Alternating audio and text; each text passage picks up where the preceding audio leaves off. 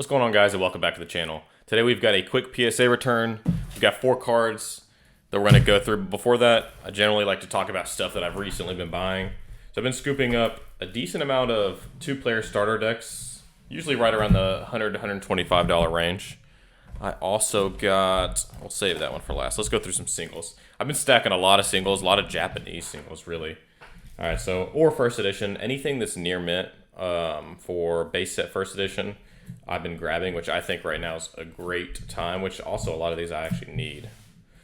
So I've been getting some really cheap alt arts. We've got a beautiful Rockets Mewtwo Japanese, Charizard, which this one is, these ones are really hard to find, guys, in decent condition because they almost all of them, I don't know if you guys can see it, have little, I don't know if you'd call them just indentions mark, and that was from the tin.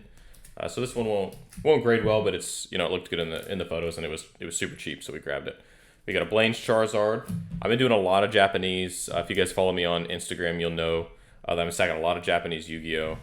Just because it's going to grade really well, and also, you know, fantastic artwork. This is my favorite Dark Magician girl that we've got. So I've got a couple of these. We've got some Super Dragon Ball Heroes Japanese. If you guys have not seen these cards, but you're into Dragon Ball, these cards are absolutely beautiful. So obviously the back, it's a different, it's like an arcade style game, but the artwork is fantastic on these. And these are all secret rares. Some are really expensive, like there's some serialized cards that are really cool, but a lot of the secret rares really aren't crazy expensive, but God, they are so nice. And then another one. Then I got Chocolate Dark Magician Girl, I'm going to get graded. This is just a current promo that's going around. And then I'm looking for Duel Master cards. So obviously we have Obelisk, or Dungeons Dice, sorry. I get them all backed up. So I'm looking for these in English too.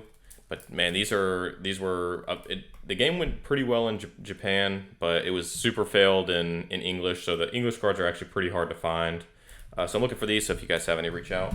Looking for Blue Eyes, and then, you know, all the other big ones, preferably sealed. Also been stacking some sealed copies, guys, of some of the games that I've liked, but also just to get graded. Because, you know, this is a thing. This is phasing out, guys. You know, everything is digital at this point. So some big games I'd recommend just stacking up. They're pretty cheap. They'll, you know, look at future investments, and that might be one of those ones you look back on and you're like, well, I should have bought those, because, you know, at the time, nobody ever thinks to buy them. But I'm trying to buy some. So I bought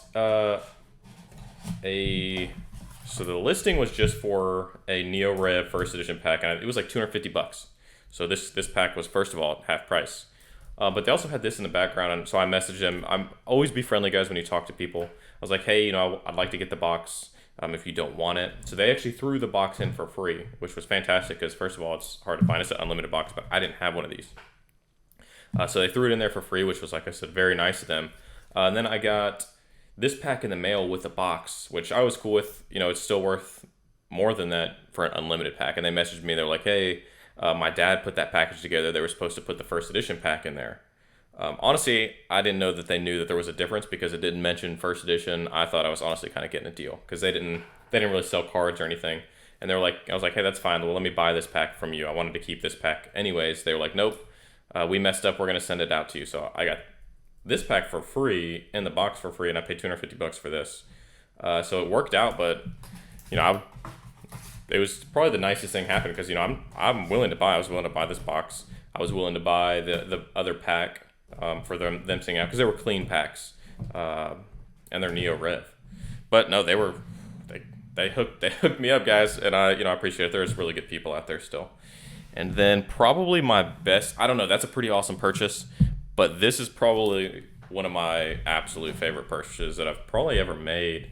Is a 2-player starter set sealed display, so you guys can see. I got this on auction for dirt cheap. It is damaged, but it actually goes. If you guys watch any of my videos, it's been in the back, and I realized I hadn't talked about it on stream. Auctions right now are your ways to go, guys. Definitely watch auctions. You can still find stuff for buy it now, so there's still a lot out there. But auctions are where it's at, especially Tuesdays through Thursdays. Those are considered the weekdays, like week as in like trash days for auctions. They're also weekdays as well. So definitely look for auctions though. Their early mornings are great steals, and then late at night are generally great steals. I think this was like 11 o'clock at night, and I just threw like some. I don't even remember how much I threw. It was something, and it was super low. But hey, that's perfectly okay with me. We'll take it because I don't have one of these. I'll probably list this one. No, I actually do have it listed. Yeah, so I've got that one listed, but we'll see. It's super cool. I listed it high because honestly, I don't really care if it sells. I'll hold it. All right, so I've not seen, where are we at? Oh, that's interesting. So PSA changed their boxes, and it really threw me off because I always open them because they come like straight hard taped, which is pretty cool.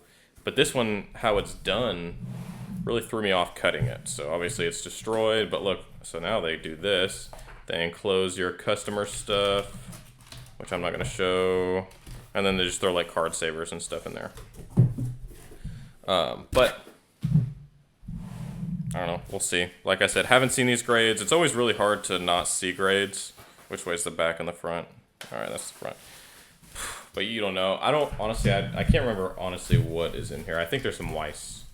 Yeah, so Weiss, there might be, I think that base Charizard might be in there. So we'll see.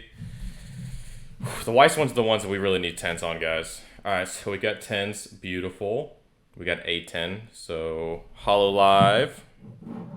Oh, I forgot I sent in a Thanos. Hold on, let me move some stuff.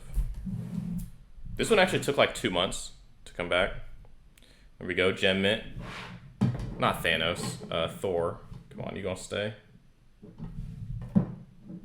Alright. We'll save the Charizard for last because it's a base set and I'm actually kind of nervous about the grade. Alright, so we've got another 10. So Weiss always does... Alright, we're just going to set these down. Weiss always does really well with grades. They've got fantastic quality. Most people send them to Beckett because they're chasing black labels. But honestly, for me, the odds of getting a black label isn't really worth... a PSA 9 compared to a BGS Gold 10 is... I think I said that backwards. A PSA 10 and a Gold label BGS is a difference. There's like a... I don't know. PSA 10 is going to sell or a lot better. Alright, so this one, probably like an 8. Ooh, we got a 9. Oh goodness, guys, this one was, it was beautiful. It was an absolute beautiful card. There was just a spot on the back. I'm honestly, low-key, I'm surprised this got a 9. I was thinking an 8 because it did have some scratches. And then there was just like a spot, which I kind of took as an indention. And then you can see there's one little white spot. But, I mean, I'm not expecting a 9, but we gonna take it. I don't have a 9 or a 10 for Japanese base set. So pretty cool, obviously. Really happy with these grades. But let me know. Shoot, like everything you guys just saw is gonna go to PSA to get graded. So we've got a lot stacked up. I think now's the time to buy. Not only raw cards, but graded cards are, dude, they're at an all-time low. If you guys aren't stacking up, especially on lower end cards, and I'm not talking modern. I think we've all made the mistake of submitting tons and tons of modern. Not really a mistake, it was still profit, but it was like, I could send baby shinies for days in rack 10s and they were, selling $60, $70. Now we're not there. You're looking at shinies, being 18, 20 bucks. So it's not really there to buy those. But what I'm talking about is like vintage PSA 10s that are low pop. For example, like I held all the subs I've gotten recently, like all the PSA 10s from like just commons, uncommons, base set, all olds. Like I'm just holding those because those are going to go up. People are going to submit those because really when you're looking at the lowest pop or lowest sale right now for PSA is to, an $18 sub. And that was just for a month. So now we're back up to $30 for bulk. So nobody's going to send off $30 for bulk plus buying the card to sell it for $40 to also pay 12.9% to eBay. So those are going to go up over time. Right now, the market is just flooded. So I would recommend buying those auctions. Hit auctions, guys. Load up. Buy all this stuff that you guys see, sealed product. Now's the time to invest. But hey, I hope you guys enjoyed this video and good luck out there.